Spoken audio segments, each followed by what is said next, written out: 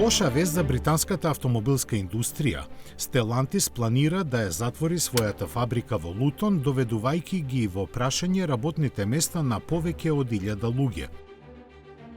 За таа цел веќе се започнати разговори со синдикатите во очекување дека ќе се договори трансфер на 100 работници во фабриката во Елесмер порт на другиот крај на земјата, каде со инвестиција од 50 милиони фунти ќе биде преселено производството на комби возилата.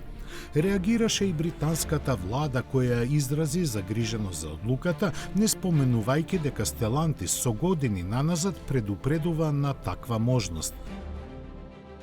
Последен пат тоа го стори во јуни, кога државните функционери уште еднаш беа повикани да направат нешто повеќе да ја зголемат побарувачката за електрични возила, посочувајќи дека нивната неактивност ќе доведе до запирање на производството.